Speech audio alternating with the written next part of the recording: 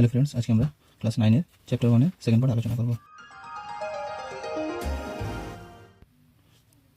এবার আমরা আলোচনা করব যখন যে দুটি সংখ্যা আমাদের দেওয়া থাকে, অর্থাৎ যে কোনো দুটি সংখ্যার মাঝে আমাদেরকে একাধিক মূলদ সংখ্যা নির্ণয় করতে হতে পারে। একটা, দুটো, চারটা যতটাই বলুন আমরা কিন্তু নির্বাচন করতে পারবো। যদি আমাদের কাছে কটা সংখ্যা দেওয়া থাকে, দুটো সংখ্যা দেওয়া থাকে, তাহলে ওদের মাঝে আমরা কতগুলো সংখ্যা বের করতে পারবো, একাধিক সংখ্যা বের করতে পারবো। কীভাবে, চলো নিয়মটা শুরু করি।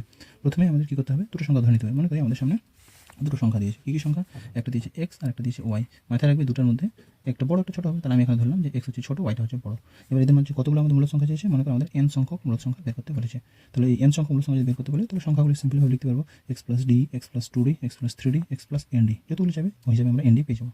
এবার কথাটা আছে এখানে এই যে D, two D, three D, N D, ডিটা কি? তাহলে ডি হচ্ছে Y minus x by N plus one. তাহলে ওয়াই আর এক্সটা আমাদের কোশ্চেনে দেওয়া থাকবে, আর এন এটাও দেওয়া থাকবে কোশ্চেনে, যে কয়টা চাইছে, দুটো চাইছে, তিনটা চাইছে, চারটা চাইছে না কয়টা, সেটা আমাদের বলা থাকবে। এই ফর্মুলার মাধ্যমে আমরা যতটাই মূলদ সংখ্যা বের করতে পারবো না কেন, আমরা কিন্তু নিমেষে বের করে নিতে পারবো। চলো একটা অঙ্ক করি, তাহলে বিষয়টা ক্লিয়ার হয়ে যাবে।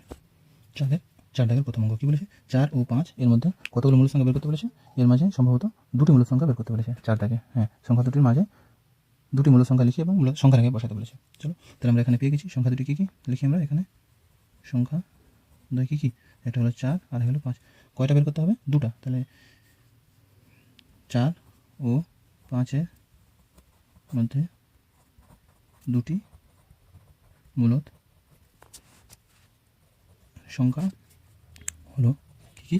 একটা হয়ে যাবে 4 প্লাস ডি, আর একটা কী হয়ে যাবে 4 প্লাস 2d। ঠিক না? কেন? কারণ আমি তোমাদেরকে বললাম ফর্মুলাটা কী ছিল, লক্ষ্য করে এখানে আমি ফর্মুলা লিখছি। ফর্মুলাটা কী ছিল? ফর্মুলা ছিল যদি দুটো সংখ্যা আমাদের কাছে এক্স আর ওয়াই দেওয়া থাকে, তাহলে সংখ্যাগুলো কী কী হয়ে যাবে? প্রথমেটা হয়ে যাবে এক্স প্লাস ডি, তারপরটা হয়ে যাবে এক্স প্লাস 2d, তারপরটা এক্স প্লাস 3d। এই কতগুলো হবে? এক্স প্লাস এন ডি পর্যন্ত যাবে। আর এখানে ডিটা কী ছিল? ডিটা ছিল y minus x by N plus one. এটাই তো? চলো তাহলে এখানে আমরা ডি কী সেটা আমরা বের করে দেবো। লিখবো এখানে ডি সমান কি? ওয়াই মাইনাস এক্স, তার মানে 5 মাইনাস 4 বাই 2 প্লাস 1। কেন? কারণ 2 মানে 10। তাহলে কত হচ্ছে? ক্যালকুলেশন করে উপরে হচ্ছে 1, নিচে যাচ্ছে 3। তাহলে ডি এর ভ্যালু আমরা কত পেয়ে গেলাম? আমরা ডি এর ভ্যালু পেয়ে গেলাম 1/3। তাহলে আমরা সংখ্যাগুলো লিখতে পারবো। চলো লিখি। তাহলে আমরা পেয়ে যাবো 4 ও 5-এর মধ্যে দুটি মূলদ সংখ্যা 4 প্লাস ডি, ডি এর ভ্যালু পেয়েছিলাম 1/3, আর একটা ছিল 4 প্লাস 2d, 2 ইন্টু 1/3। এটা কত হলো? 4। এটা হচ্ছে 4 প্লাস 1/3, মানে হচ্ছে 4 পূর্ণ 1 3। আর এটা কত যাচ্ছে? এটা 4, আর এখানে হচ্ছে 4 প্লাস 2/3, তার মানে এটা হয়ে যাবে আর কি 4, আর একটা হয়ে যাবে 4 পূর্ণ 2/3। তাহলে এই হলো দুটো সংখ্যা। এবার প্রশ্ন বলেছে এগুলোকে আবার সংখ্যা রেখায় স্থাপন করতে হবে। চলো সংখ্যা রেখায় স্থাপন করে দেখাই। প্রশ্ন বলা হয়েছিল ওই মূলত সংখ্যা দুটিকে সংখ্যা রেখায় স্থাপন করতে হবে। তো আমরা এখানে সংখ্যা রেখা এঁকে নিয়েছি। সংখ্যা দুটি কী ছিল? সংখ্যা দুটি ছিল 4 পূর্ণ 1 3 এবং 4 পূর্ণ 2 3। তো প্রথমে কী হবে? 4 ঘর পূর্ণ যাবো আমরা, তাহলে এখান থেকে শুরু করছি 1 2 3 4। তো 4 ঘর সম্পূর্ণ যাওয়ার পরে আমার কত যেতে হবে? 3 ভাগের 1 ভাগ, আর একটা যেতে হবে 3 ভাগের 2 ভাগ। তো 4 থেকে 5 এই জায়গাটাকে আমরা কয় ভাগ করবো? নিচে কী আছে? হর, তাহলে 3 ভাগ করবো। 1 2, দুটো ভাগ হয়ে গেছে। তাহলে এটা হচ্ছে একটা, এটা একটা। তো যেটা 1 3, তার মানে এটা হলো আমাদের 4 পূর্ণ 1 3, আর এটা কি আমাদের 4 পূর্ণ 2 3। তো আমি নাম লিখে দিলাম, এটা দিলাম পি, এটা দিলাম কিউ। চলো তাহলে উত্তর লিখি। তাহলে উত্তর লিখলাম যে সংখ্যা রেখার পি ও কিউ স্থানে, এই যেটা পি এটা কিউ স্থানে যথাক্রমে 4 পূর্ণ 1 3 ও 4 পূর্ণ 2 3 স্থাপন করা হলো। বাস, এই হলো কমপ্লিট অঙ্ক। এবার আমরা দ্বিতীয় অঙ্ক আলোচনা করব। চলো দ্বিতীয় অঙ্ক কী দেওয়া আছে? 1 এবং 2। খুবই সিম্পলভাবে এটা আমরা করতে পারি, আগের নিয়মে পুরোপুরি। তবে একটু আমি আলাদা রকম করছি। দেখো এখানে এক্স ইকুয়াল টু 1 আমি করলাম, ওয়াই ইকুয়াল টু 2 ধরলাম। কয়টি বের করতে বলেছে? কয়টি মূলদ সংখ্যা বের করতে হবে? প্রশ্ন বলেছে দুটি। তাহলে কী লিখেছি যে মূলদ সংখ্যা নির্ণয় করতে হবে কটা? প্রশ্নে বলা আছে দুটো। তাহলে ওতে তাহলে আমাদের কটা সংখ্যা বলেছে? দুটো। তাহলে এন ইকুয়াল টু কত হলো? 2। তাহলে ওতে এখানে আমরা ডি এর ফর্মুলাটা জানি। ডি ইকুয়াল টু কী বলেছিলাম? Y minus x by N plus 1। তাহলে কী দাঁড়াচ্ছে? ওয়াই মানে 2 মাইনাস 1 বাই 2 প্লাস 1। তাহলে কত বেরিয়ে গেলো? 1/3। তো এটা আমাদের ডি এর ভ্যালু বেরালো। নেক্সট, অতএব আমরা জানি এক্স ও ওয়াই এর মধ্যবর্তী দুটি মূলদ সংখ্যা কী কী বললাম? একটা হচ্ছে এক্স প্লাস ডি, আর একটা কি? X plus 2d। তাহলে ফর্মুলা ভ্যালুগুলো বসিয়ে দিই। এক্স মানে কত? এক্স মানে এখানে হচ্ছে এক্স মানে দেখো প্রশ্নে কত ছিল? এক্স ইকুয়াল টু 1 আর ওয়াই ইকুয়াল টু 2। তাহলে এখানে বসাই এক্স ইকুয়াল টু 1, আর ডি এর ভ্যালু কত পেলাম? দেখো ডি এর ভ্যালু পেয়েছি 1/3। তাহলে এক্স হয়ে গেলো, আর একটা কী হলো? আবার 1 আর প্লাস 2 ইন্টু 1/3। তাহলে কত হলো? এটা হলো 1 পূর্ণ 1 3, আর এটা হলো 1 প্লাস 2/3। তাহলে কী বেরোলো? এটা বেরোলো হচ্ছে 1 পূর্ণ 1 3 ও 1 পূর্ণ 2 3। বাস, এবার এদেরকে সংখ্যা রেখায় বসাতে হবে। সিম্পল প্রসেস, আগের মতোই। এখানে দাগ টানলাম, এটা 0 1 2 3 প্লাস ইনফিনিটি মাইনাস ইনফিনিটি 1 পূর্ণ 1 3। তাহলে এখান থেকে 1 সম্পূর্ণ যাবো, তারপর এটা কয় ভাগ হবে? হরে কত আছে? 3। তাহলে 3 ভাগ করে দিচ্ছি। 3 ভাগ মানে দুটো দাগ টানতে হবে। তাহলে এই একটা অংশ, এটা হয়ে গেলো 1 পূর্ণ 1 3, এটা হলো 1 পূর্ণ 2 3। তাহলে নাম লিখে দিলাম, এটা হলো পি, এটা হলো কিউ। তাহলে উত্তর লিখবো, অতএব সংখ্যা তাহলে উত্তর লিখবো সংখ্যা রেখার পি ও কিউ স্থানে যথাক্রমে 1.1-3 ও 1.2-3 স্থাপন করা হলো। বাস এই হলো দ্বিতীয় অঙ্ক। একই রকমভাবে আমরা যদি দেখি 7 নম্বর অঙ্কটা আছে, নিজে নিজে করে নিতে পারবে। এবার আমি 3, 4, 5 এগুলো ভগ্নাংশ আছে, এগুলো শুরু করি। 3 নম্বর অঙ্ক শুরু করছি, চলো। তো এখানে প্রশ্নে রয়েছে 1/4 ও 1/2 এর মধ্যে মূল সংখ্যা বের করতে হবে। তাহলে কি দিয়েছে এখানে x = প্রথমটা 1/4, y = 1/2। তো বলেছিলাম ওয়াইটা কিন্তু বড় হবে, তাই বড় সংখ্যাটা নিয়েছি। প্রশ্ন বলেছে 1/2 ও 1/4 এর মধ্যে দুটি মূল সংখ্যা নির্ণয় করতে হবে। তাহলে n = কত হলো 2। আমরা ফর্মুলা অনুসারে কি জানি, d = y - x/n + 1। তো এবার আমি y এর ভ্যালু বসাই। y এর ভ্যালু কত উপরে দেখতে পাচ্ছি আমরা 1/2, - x এর ভ্যালু হচ্ছে 1/4, y n এর ভ্যালু 2 + 1।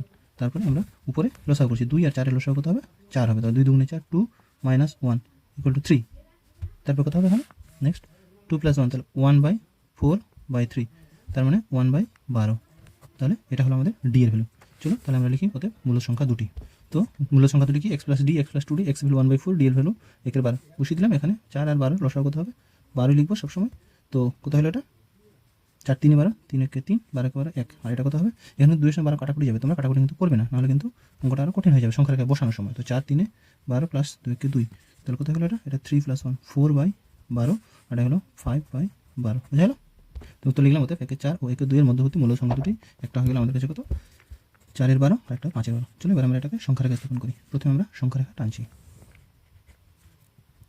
এখানে দিলাম 0, 1, 2, -1, তাহলে এটা কি -∞, এটা হলো +∞। তাহলে আমরা এটা ভালো করে জানি 4/12 মানে এটা হচ্ছে আমাদের 0 থেকে 1 এর মধ্যে অবস্থান করবে। তাহলে যেহেতু দুজনের নিচে 12 রয়েছে, তাহলে 0 থেকে 1 এইটুকু জায়গায় কত ভাগ করবো আমরা 12 ভাগ করবো। তো যদি এটাকে 12 ভাগ করতে হয় তাহলে আমাদের কিন্তু 11টা দাগ কাটতে হবে। তো ভালো করে লক্ষ্য করো 1, 2, 3, 4, 5, 6, 7, 8, 9, 10, 11, এটা 12। তো টোটাল কত অংশ হয়েছে এখানে 12টা অংশ হয়েছে। তো প্রথমে যেটা আছে সেটা হচ্ছে 4/12, তাহলে 1, 2, 3, 4, এটা হলো 4/12, এটা কত 5/12, তাহলে এটা 5/12। তো এটার নাম আমি দিলাম x, এটার নাম দিলাম y। উত্তর লিখবো যে অতএব সংখ্যা রেখা x ও y স্থানে 4/12, 5/12 স্থাপন করা হলো। বাস সিম্পল ওয়ে। এরকমভাবে বাকি অঙ্কগুলো তোমরা করে নিতে পারবে।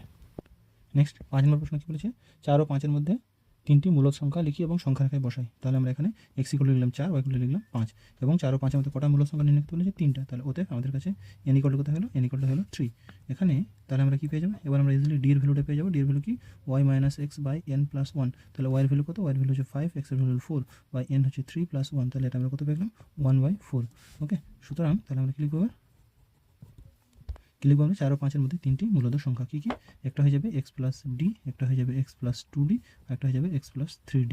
তাহলে এবার আমরা প্রত্যেকটা ভ্যালু বসাতে থাকবো। x মানে তো 4, d মানে হলো 1/4, তারপরটা কত আবার x মানে 4 + 2 × 1/4, তারপরটা কত 4 + 3 × 1/4। এবার আমরা ক্যালকুলেশন করি। এটা হয়ে যাবে 4×1 = 4, তারপরটা হয়ে যাবে 4×2 = 4, তারপরটা হয়ে যাবে 4×3 = 4। এটা ইজি ক্যালকুলেশন। এবার এই যে আমরা তিনটা সংখ্যা পেলাম, এটাকে কিন্তু কিসে করতে হবে, সংখ্যা রেখায় বসাতে হবে। চলো তাহলে প্রথমে আমরা সংখ্যা রেখাটা এঁকে নিই। এই হলো আমাদের সংখ্যা রেখা। প্রথমে আমি এখানে লিখলাম 0, এখানে লিখলাম 1, 2, 3, 4, 5, 1, 2, 3, 4, 5, এটা হলো -1, এটা -∞, এটা হলো +∞। তো 4 পূর্ণ হওয়ার পর 1/4, তার মানে আমাদের 1, 2, 3, 4 এটা সম্পূর্ণ। এবার এতটুকু অংশকে আমাকে ভাগ করতে হবে, প্রত্যেকটা নিচে 4 আছে, তাহলে 4 ভাগ করতে হবে। তাহলে কটা দাগ কাটবো, দাগ কাটবো আমরা হচ্ছে 3টা, 1টা, 2টা, 3টা। তাহলে কী করে ভালো লক্ষ্য করো, এটা একটা, এটা একটা, এটা একটা। তাহলে প্রথমে এটা হয়ে গেল 4×1 = 4, এটা হলো 4×2 = 4, এটা 4×3 = 4। তাহলে একটা হলো p, q, r।